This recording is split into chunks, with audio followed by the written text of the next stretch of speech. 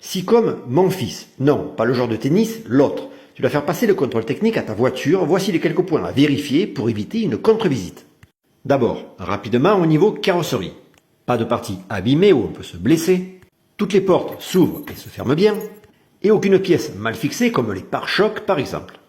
Pas de problème de visibilité sur les plaques d'immatriculation. Et à l'intérieur, pas de problème de ceinture de sécurité, de siège mal fixé ou de klaxon. Ça, c'est OK. Et un coup d'œil sur le pot d'échappement qui doit être bien accroché. Ça, c'est bon aussi. Et en dernier contrôle rapide, on termine par la visibilité, c'est-à-dire l'état des pare-brises. Pas d'éclat dans le champ de vision ni de fissures de plus de 30 cm. Rétroviseur et essuie-glace en bon état. Maintenant, problème plus récurrent, on passe au niveau du moteur. Avec les différents niveaux, d'abord de l'huile. Et ici, on a bien fait de regarder, il en manque un petit peu, il va falloir en rajouter, attention qu'elle soit compatible.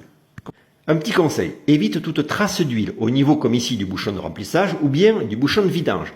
Le contrôleur pourrait croire qu'il y a une fuite. Ensuite, le niveau du liquide de refroidissement, pareil, il en manque un petit peu.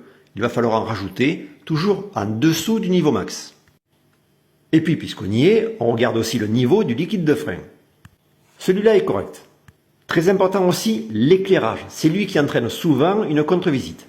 Et d'ailleurs, une des veilleuses ne marche pas et un des feux stop non plus. Donc ici, ça aurait été le cas. Sur cette Twingo, le voyant de veille avant est assez vite changé. Évite de mettre tes doigts sur le verre de l'ampoule. Quant au feu stop arrière, un écrou de 10 à démonter. Après l'avoir débranché, on sort complètement le bloc phare. On déclipse l'ensemble support de lampe et on remplace l'ampoule. On va conclure par l'état des pneus et leur pression.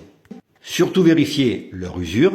Les petits plots à l'intérieur des rainures, localisés par les triangles que l'on voit ici, doivent être en dessous de la surface du pneu. C'est eux les témoins d'usure. Voilà, on a évité au maximum les risques d'une contre-visite. On verra bien.